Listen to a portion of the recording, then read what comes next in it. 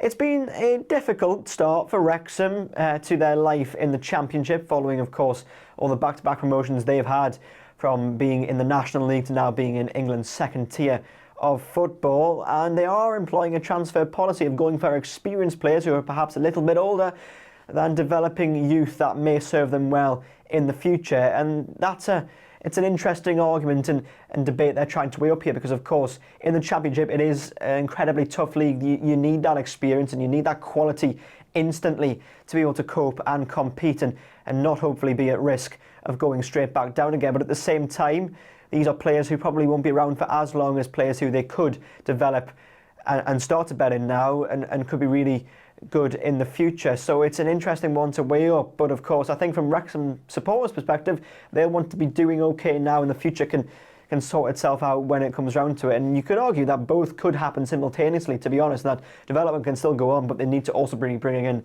experience. So some may say actually the strategy has been good, but regardless of that, the start has been difficult with some of the losses they've experienced at this level, and ultimately perhaps that was always going to be the case. I think another promotion was always going to be very, very difficult, especially getting into the Premier League. But just what is the feeling at Wrexham at the moment? To find out more, let's go to our Wales sport correspondent, Charles Hague-Jones. Charles, what are your thoughts on Wrexham's transfer policy? And can both things be true and happen at the same time? And where do you envisage them come the end of the season? Yeah, it's not been a good summer really in terms of Wrexham's results on the field. They obviously sort of struggled in most of their club friendlies, only winning one game, and they've obviously won on the EFL Cup penalty shootouts against Hull, but on the opening day they took the lead obviously against Southampton, then conceded 2 in the last 10 minutes of the game away at Southampton, obviously relegated from the Premier League. I think that just shows some of the levels that Wrexham are going to have to operate in. The game wasn't done at all. They were 1-0 up. They had to dig in a bit deeper, and Southampton just came alive with Will Still's influence and Manning getting the 90th minute free kick, and then Stevens winning the game. I mean, it's just an incredible situation that Wrexham are in. They're going to be playing these guys who've had loads of Premier League experience. They need to adjust quickly. It hasn't gone to plan. Obviously, they then face West Brom, also another club with previous top flight experience throughout their history. They did think they maybe clawed something back in the game, but Isaac Price had a fantastic day for the Baggies, and losing at home, obviously something we've mentioned before. Wrexham's home record since the takeover, since these 3 promotions on the bounce, has been pretty much impeccable.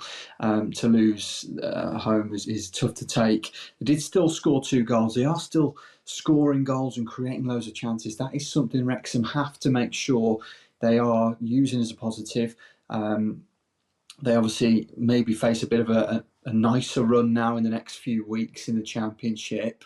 But Phil Parkinson's side have got to make sure that they are adjusting in terms of the summer window. Obviously didn't go great on the pitch, but they've explored big moves. They've broken their record multiple times, and the last time they broke it was the 80s. But they have faced early Championship issues. Despite the signings, they've lost their first 2 games in the league, obviously Southampton and West Brom, and now they really have to look at a few things. Parkinson's going to be under a bit of scrutiny. They're going to question whether success lower down can translate into the Championship.